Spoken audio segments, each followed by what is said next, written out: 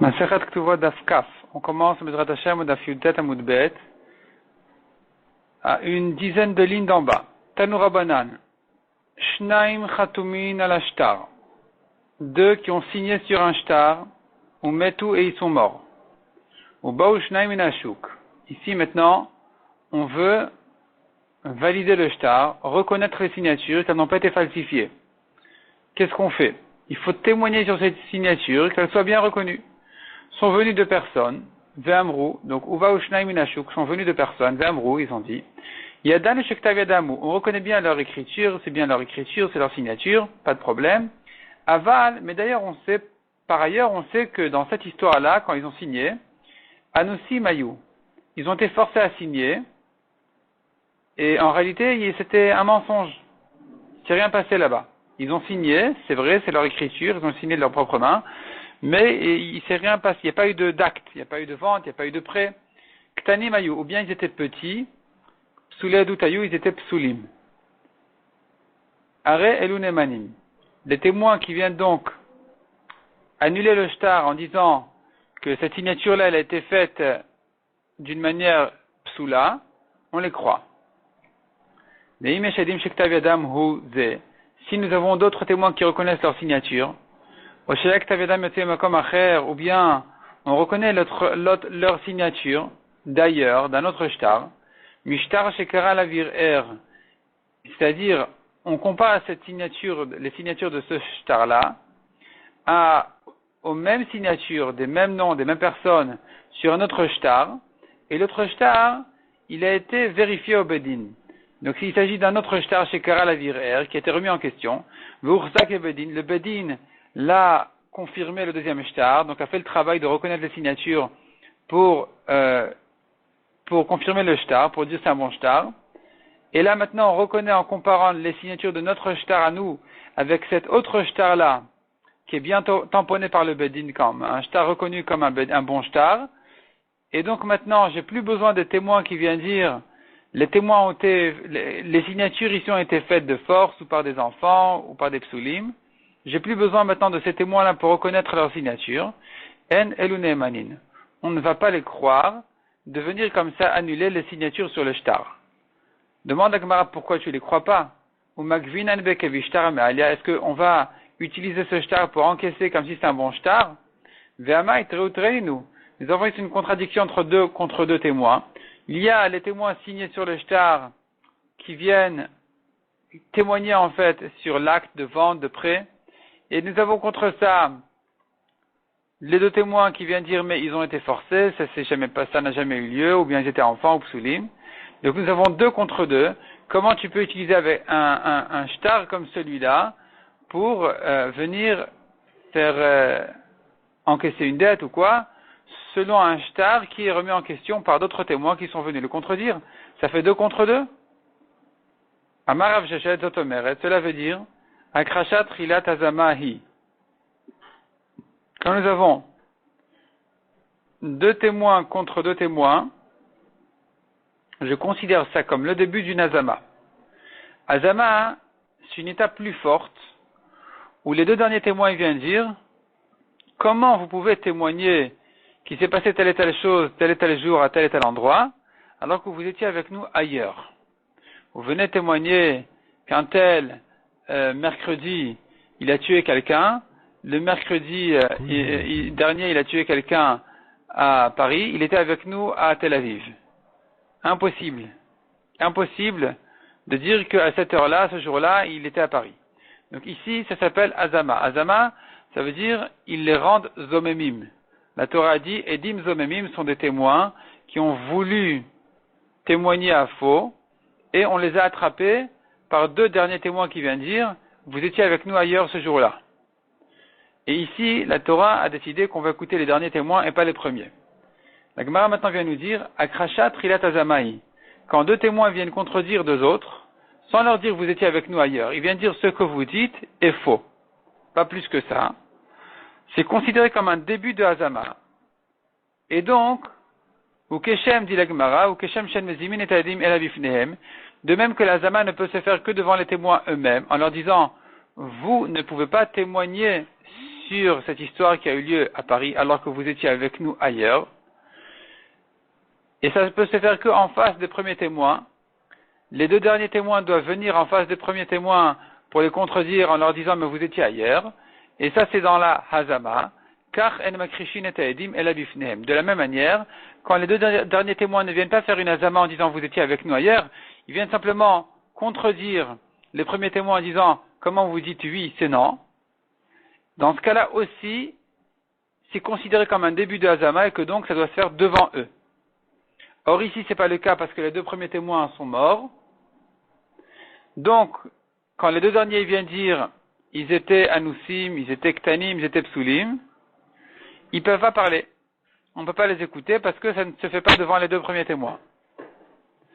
Amal Rav Nachman. Rav Nachman n'est pas du tout d'accord avec ce raisonnement. Rav Nachman, il lui dit, Ilu avu kaman ou makrishin leu. Si les deux premiers témoins étaient devant nous, et les deux derniers sont venus les contredire, Ava akrasha, on aurait considéré ça comme une contradiction entre des témoins, et donc v'lava mashgichin beu, on n'aurait pas écouté les premiers témoins, de avalaydut mukreshet, car c'est un témoignage qui a été contredit, donc on le laisse de côté, on ne peut pas s'appuyer, se fier à ce shtar, il n'y a rien du tout. On aurait laissé l'argent là où il se trouve. Hashta de letneu, maintenant que les deux premiers ne sont pas là, c'est un cas où tu devrais encore plus écouter les derniers témoins. Là, d'autant plus il faut écouter les derniers. Dei avoue les kaman, car si, là tu pourrais dire, si les premiers témoins étaient devant nous, dilma avu moduleu, peut-être que les premiers témoins auraient avoué aux derniers que, effectivement, ils étaient forcés, ils étaient ktanim, ils étaient psulim. Donc, ici tu vas dire,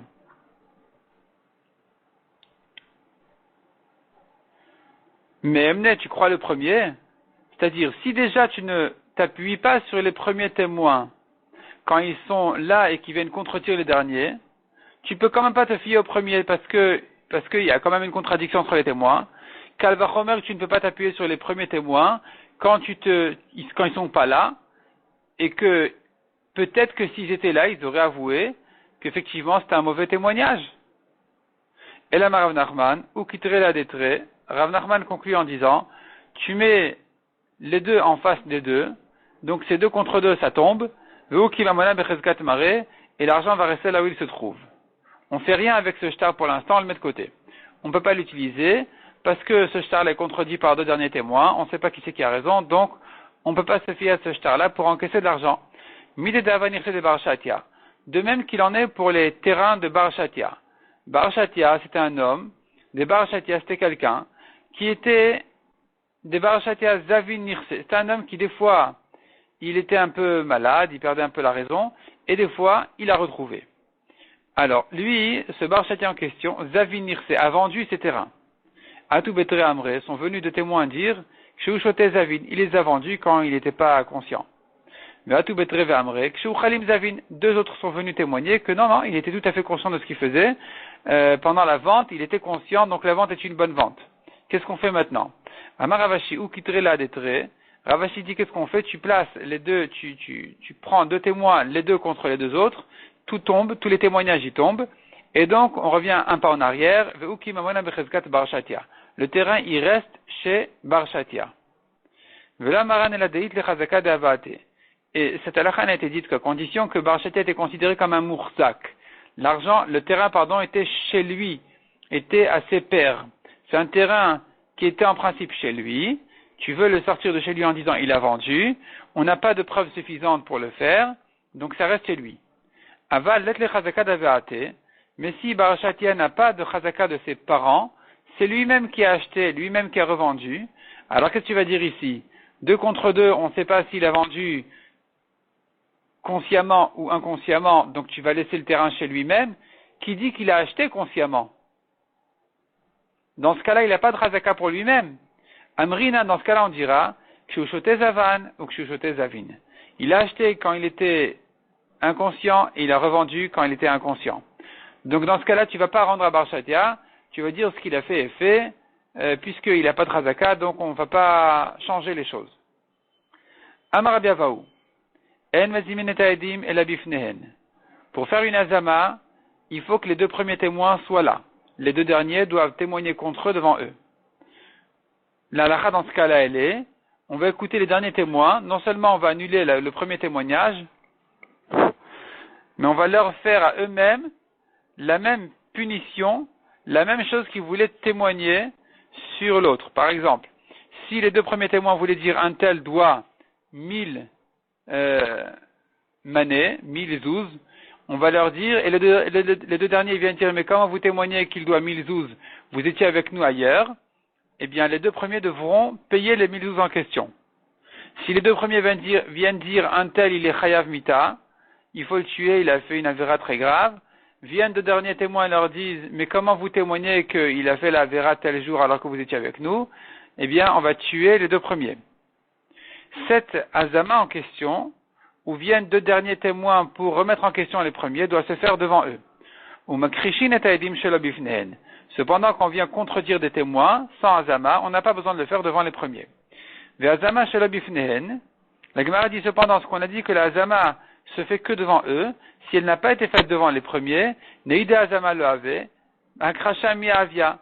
Il est vrai que c'est pas considéré comme une azama puisque ça n'a pas été fait devant eux, mais cependant tu dois le considérer au moins comme une contradiction entre des témoins, et donc tu remets en question le premier témoignage. Tu ne peux pas l'annuler, tu ne peux pas les punir, mais au moins le premier témoignage est remis en question et déstabilisé à cause du dernier témoignage, des deux derniers témoins qui sont venus le contredire. Amarmara. On a vu dans la Braïta au début, s'il y a des témoins qui reconnaissent la signature, ou bien on retrouve cette même signature ailleurs dans un autre shtar, d'un shtar on sait qu'il est bon. Il s'agit mishtar shekara lavir v'urzak le bedin. Il s'agit d'un shtar qui a été remis en question, mais le bedin a su le vérifier et le confirmer, le valider, c'est un bon shtar. Donc tu compares maintenant les signatures, tu vois oui ce sont de bonnes signatures. Enemanin ne peuvent pas venir maintenant des témoins dire, ces témoins qui ont signé ici, ils étaient forcés, ils étaient ktanim, ils étaient psulim. Kara la vir in. La Gemara déduit de là que c'est que si le premier shtar a été remis en question et renforcé au bedin, que tu peux te fier à lui et comparer les signatures. Lo kara la vir lo, mais sans ça, si le premier shtar n'a pas été tamponné par le bedin, pas été reconnu par le bedin, tu ne peux pas comparer en disant oui, voilà, ce sont de bonnes signatures. Parce que même le deuxième shtar, les deux shtarot sont remis en question finalement. Tu ne peux pas te fier à un shtar sans savoir qu'il est un bon shtar. Peut-être que celui-là aussi c'est de fausses signatures. Mais ça y est, le Rabbi Assi, Damar Rabbi Assi, la Gemara dit ça, cela soutient les paroles de Rabbi Assi qui a dit, El mekaimin et ashtar, on ne peut confirmer un shtar au bedin, cachériser un shtar au bedin, el amishtar shekara la vir'er, que en le comparant à un autre shtar qui a été remis en question, ve'urzak le bedin et qui a été effectivement vérifié par le bedin. Amri Nardé, les chachamim de la ville de Nardéa disent, El mekaimin et ashtar el amishtek tuvot.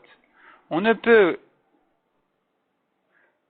faire un kiyum ashtar. Donc kiyum ashtar, c'est quand le bedin il vient vérifier que c'est un bon shtar, confirmer que ce sont de bonnes signatures.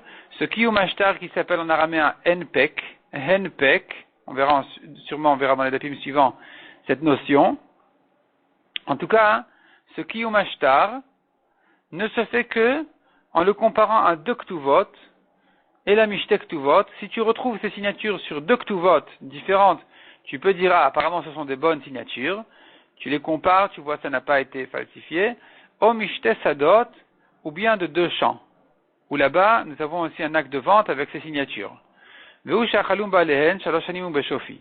À condition que ces deux champs-là, après leur vente, eh bien, que pendant 3 ans, l'acheteur a habité sur ces terrains-là, et les a récoltés, ou bien a récolté leur récolte pendant 3 ans, ou Béchofi en silence, sans que quelqu'un vienne l'embêter.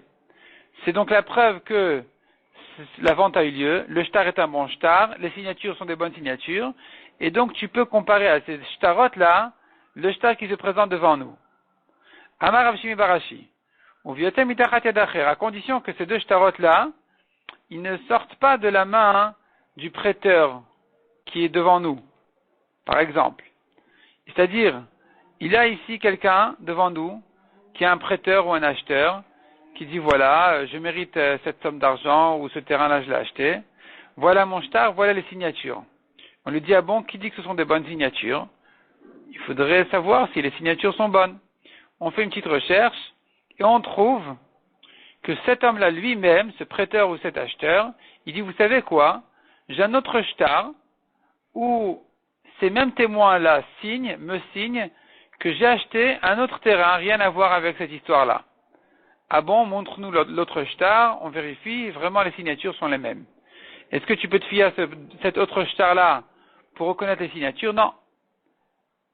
Ça, tu peux pas. Même si ça fait 3 ans qu'il est en train de profiter de cet autre champ en silence, et qu'apparemment les signatures sont des vraies signatures, mais puisqu'elles sont chez lui, je crains qu'il a su les recopier.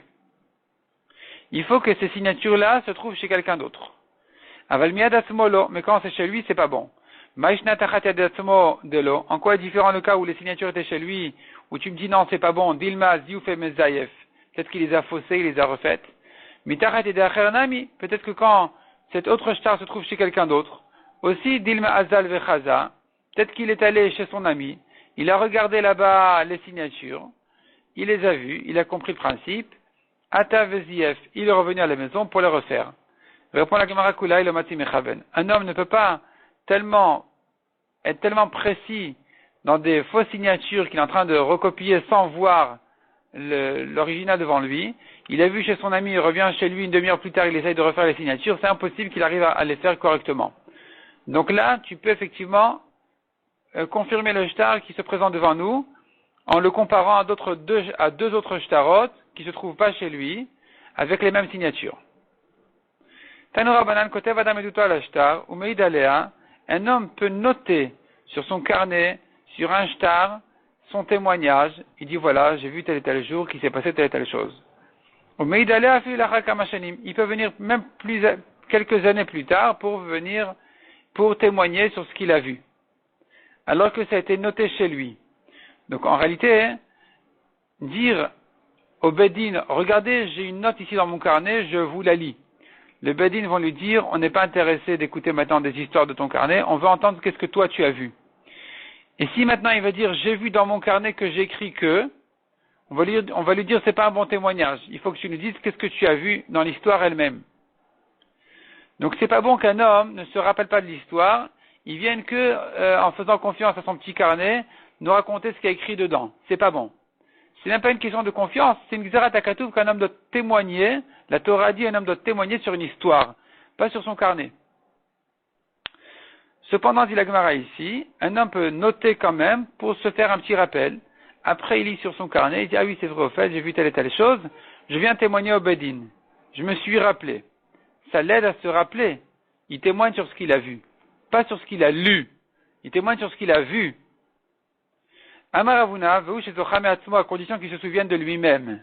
Il peut s'aider du carnet, mais il faut qu'il se souvienne. Rabbi Yochanan Amar Afalpishan Zochame Atzmo. Rabbi Yochanan dit même s'il ne se souvient pas de lui-même, il peut venir, en se fiant à son carnet, raconter ce qui s'est passé. Alors, qu'est-ce que ça veut dire? Pas qu'il se souvienne complètement, qu'il se souvienne de rien et qu'il vient dire qu'est-ce qu'il a vu sur son carnet. En réalité, la marloquat ici est à savoir, est-ce qu'il faut qu'il se souvienne qu'il s'est passé quelque chose de flou avant d'avoir ouvert son carnet, et que son carnet n'est que venu renforcer sa mémoire, ou on n'a pas besoin de ça. Il se peut que quelqu'un ne se souvienne de rien du tout, et qu'il ait ouvert ses notes, et il voit, ah oui, c'est vrai, ah bon, je me souviens maintenant de l'histoire. Avant d'ouvrir son carnet, il s'est souvenu de rien du tout. Une fois qu'il a ouvert, il s'est souvenu de l'histoire. Ça, c'est la marloquette. Selon Ravuna, il faut qu'il se souvienne de l'histoire déjà en gros, et ensuite, il se renforce la mémoire en voyant ce qu'il a noté. Selon Rabbi Yochanan, même s'il se souvient de lui-même de rien du tout, il peut, s'il s'est souvenu, après avoir lu ce qu'il a noté. Il peut venir témoigner. Amaraba, Shmamina de Rabbi Yochanan, tu peux déduire de Rabbi Yochanan. Hane betre diade saduta, 2 témoins qui connaissent un témoignage, ou man shichad minayu, et un des deux a oublié. Mad karchad lechavre. Le deuxième peut venir lui rappeler. Il dit quoi, tu te rappelles pas, on était là-bas et là-bas, il s'est passé comme ci et comme ça. Regarde, il aide à se rappeler, c'est bon. C'est bon parce que Rabbi Yochanan a dit, même si je me souviens de rien, une fois que j'ai vu sur mon carnet, ça m'est revenu, je peux témoigner. Ici aussi, c'est la même chose. Un témoin ne se souvient de rien du tout. Le deuxième vient lui rappeler, et c'est bon aussi. Iba Aleu. Atzmo Mai. On a demandé si c'est le concerné lui-même qui vient rappeler au témoin. Il vient lui dire, viens témoigner que tu as vu telle et telle chose. Tu as vu que j'ai prêté de l'argent. Et le témoin dit, mais je me souviens pas, je sais pas de quoi tu parles. Il dit, mais si, on était là-bas, à côté de la tour, et il faisait chaud, il faisait froid, il y avait telle et telle chose. Et petit à petit, l'autre, il se rappelle. Est-ce qu'il peut venir témoigner ou pas? Rav Chaviva Amar Afilu Atzmo. Selon Rav Chaviva, même si le concerné lui-même vient rappeler au témoin, c'est bon. Si le témoin se rappelle ensuite. Ma'bered Ravashi Amar Atzmolo. Vilcheta Atzmolo. Ma'bered Ravashi et l'alacha comme lui, c'est que le concerné lui-même ne peut pas venir rappeler le témoin. On tourne la page. Ve'itura Merabananu, mais si c'est un jeune Talmid Chacham, si c'est un Talmid Chacham, le témoin, Afilu Atzmo, même si le concerné lui-même lui a rappelé le témoignage, et que le Talmid Chacham dit, ah oui, c'est vrai, maintenant je me rappelle, on peut compter sur le Talmid Chacham, que si il ne s'était pas rappelé pour de vrai, dans le doute même, il ne serait pas venu témoigner. S'il vient témoigner, c'est qu'il est certain qu'il s'est rappelé complètement de lui-même, une fois qu'on lui a rappelé. Une fois qu'on l'a aidé, il s'est rappelé. Et donc, s'il vient témoigner, c'est bon. Même si c'est le concerné lui-même qui lui a rappelé, il peut venir témoigner. On continue dans la Gemara, donc Ravashi, la Gemara raconte, il connaissait, Besadout un témoignage sur Rav Kahana. Amar le Rav Kahana demandait à Ravashi, Midachir Mar Haïsa Aduta, est-ce que monsieur se rappelle, le Rav se rappelle de telle histoire, tel témoignage? Amar Lelo, non, il dit non, je ne me rappelle pas. Alors il lui dit, Vela Vachi Veachi Ava, n'est-ce pas qu'il s'est passé comme ci et comme ça? Amar Lelo Adana, je ne me souviens pas. Les Safid Karavashi. Ensuite Ravashi s'est rappelé. Asidle, il est venu témoigner. Chazia le Rav Kahana d'Ava Marsam. Ravashi a vu que Rav Kahana était hésitant. Il était hésitant parce que Rav Kahana s'est étonné comment est-ce que Ravashi vient témoigner sur une chose qu'il ne se rappelait pas, juste parce que Rav Kahana lui-même lui a rappelé. Amarle, Ravashi lui a dit, Misavrat alar kasamirna, est-ce que tu crois que je m'appuie sur tes paroles, je te fais confiance, donc je viens témoigner sur ce que tu m'as dit? C'est pas un témoignage, ça, je sais bien. Anaoude ramayanafshai ve'adkere, c'est moi qui me suis efforcé à me rappeler, à fouiller dans ma mémoire, et je me suis rappelé. Je me suis rappelé pour de vrai. C'est moi qui me suis rappelé après que tu m'as aidé, mais finalement c'est mon souvenir qui est clair maintenant, donc je peux venir témoigner. Nanatam. La Gemara sort de là et nous ramène à une Mishnah, pour l'instant rien à voir avec notre sujet, et la Gemara à la fin du sujet, elle va boucler et faire le rapport. Nous avons une Mishnah dans Masechet Ha'alot qui parle de Tumat Met, et comme on a vu, Masechet Ktuvot c'est un chasse katana, un petit chasse, qui nous promène tout au long du chasse, et là on va visiter un petit peu la lacha de Tumat Met. Donc la Tumat d'un mort, nous avons une Mishnah qui dit comme ça.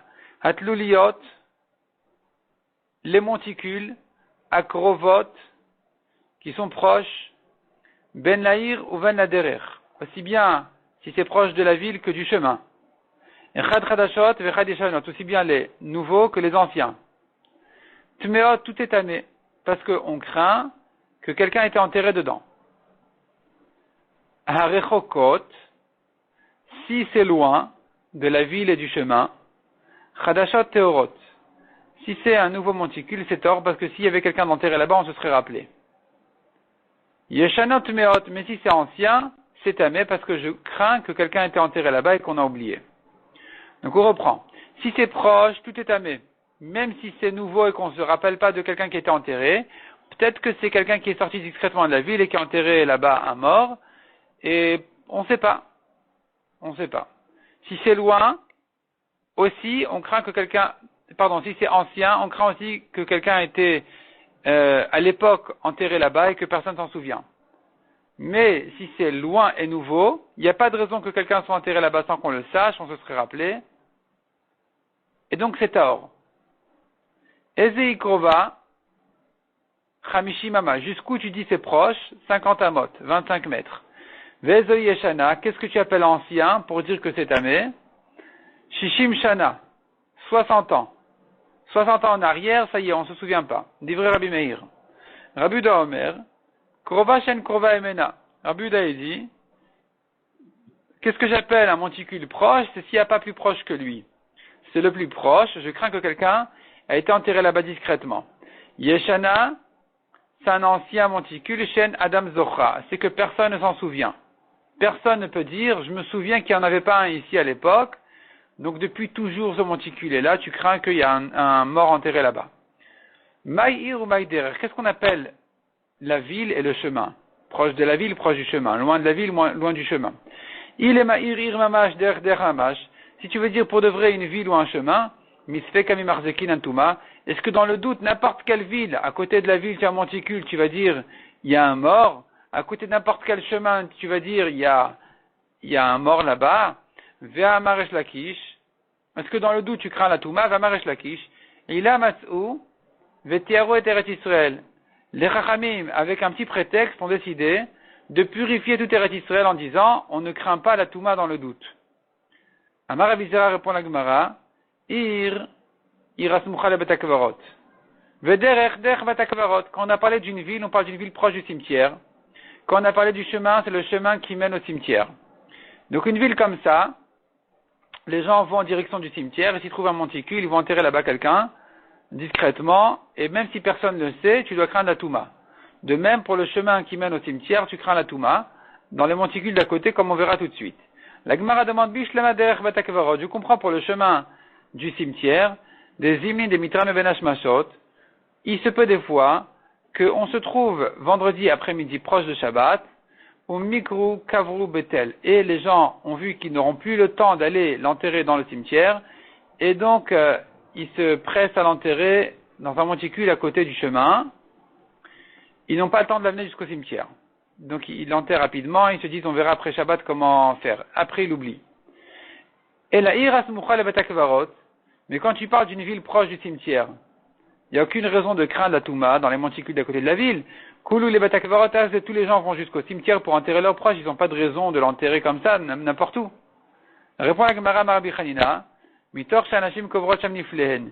Il y a les femmes qui font des fausses couches et qui vont enterrer là-bas leur bébé. Ces femmes-là, elles vont les enterrer, elles vont pas forcément jusqu'au cimetière, elles vont les enterrer proche de la ville. Proche de la ville, discrètement, personne ne sait qu'il y a là-bas une Touma. D'ailleurs, les gens aussi qui ont des maladies, ils perdent leurs membres, on doit leur couper les membres, ils vont enterrer là-bas, malheureusement, leurs bras, et donc ils vont pas aller jusqu'au cimetière. Adra Mishimama, jusqu'à 50 amot, Azla Ihil et Chouda. Elle va, la femme toute seule, pour enterrer son bébé, ou l'homme, il va enterrer son bras, et donc, il va là-bas, discrètement. Si on ne connaît pas la Touma, c'est pas la preuve qu'il n'y en a pas. Tfé, mais si on est à plus que 50 amot, le monticule est plus loin que 50 amot de la ville, on ne dit pas que là-bas était enterré une Touma. Parce que, pour aller jusque là-bas, de toute façon, elle doit être accompagnée à cette femme-là. D'Abrahin Ishvaada, elle prend avec elle quelqu'un qui va l'accompagner, ou les Batakvarot Azla, et donc elle va jusqu'au cimetière. Donc sur ce monticule-là, tu crains pas la Touma. Ilkar, Touma Beret Israël Marzekina. Donc tu vois que c'est pas pour rien qu'on craint la Touma en Eretz Israël. En principe, on craint pas la Touma, mais c'est que ici, quand on est proche d'un chemin du cimetière, ou bien proche d'une ville qui est à côté du cimetière, où là vraiment, il y a des gens qui vont enterrer là-bas, donc ici tu dois craindre déjà sur ce monticule-là, tu dois craindre la Touma. Amar Avriza, et là on revient à Masechet Ktuvot, à notre sujet à nous. Amar Avriza, Shmamina de Rabbi Meir, tu pourrais déduire de Rabbi Meir, qui a dit, qu'est-ce que c'est qu'un ancien monticule? Ancien, c'est 60 ans. 60 ans en arrière, les gens ne se souviennent pas s'il y a une Touma là-bas ou pas. Si c'est 59 ans, tu crains pas la Touma, parce que s'il y en avait une, on s'en serait rappelé. Si c'est 61 ans que le monticule est là, eh bien, tu crains qu'il y ait une Touma et qu'on l'a oublié. De là, tu apprends que la mémoire d'un homme est limitée à 60 ans. Et donc, Aïssa Adouta, ce témoignage-là, que quelqu'un vient de témoigner, Ad Shitin Shnin Midkar, jusqu'à 60 ans, un homme peut venir témoigner ce qu'il a vu. Tfe lo Midkar, il ne peut pas témoigner sur une histoire qui a eu lieu il y a plus que 60 ans parce qu'il ne s'en souvient pas correctement. Comme on a vu ici, un monticule qui a plus que 60 ans, le fait qu'on ne se souvienne pas d'une Touma n'est pas la preuve qu'il n'y en a pas. Peut-être qu'il y en a et que ça a été oublié. Et donc, pour la même raison, je ne peux pas témoigner sur une histoire qui a eu lieu il y a plus que 60 ans. Velo, la Gemara a dit, la comparaison est fausse. On ne peut pas déduire de la Touma au témoignage. La Touma, Hatam, Hu de l'Oramiale. Là-bas, c'est parce que ça n'a pas été imposé sur lui de se souvenir de ce monticule. Il était là, il n'était pas là, peu importe. Donc, les gens ne font pas attention à ça. Et donc, au bout de 60 ans, ça y est, ils oublient.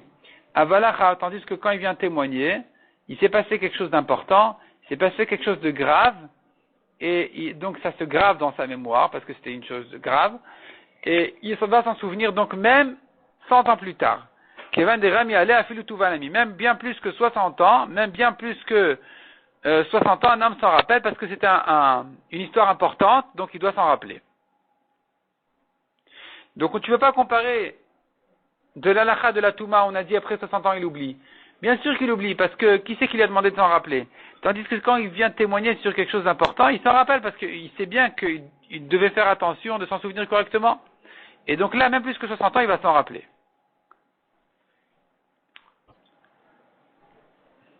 On a d'ici une grande sgoula pour se rappeler de la Gemara. Si elle est très importante à nos yeux, et que ça a imposé sur nous, il est imposé sur nous comme un témoignage sur une chose de spéciale, d'importante, de s'en rappeler, alors on pourrait s'en souvenir même après 60 ans, comme on a vu ici dans la Gemara.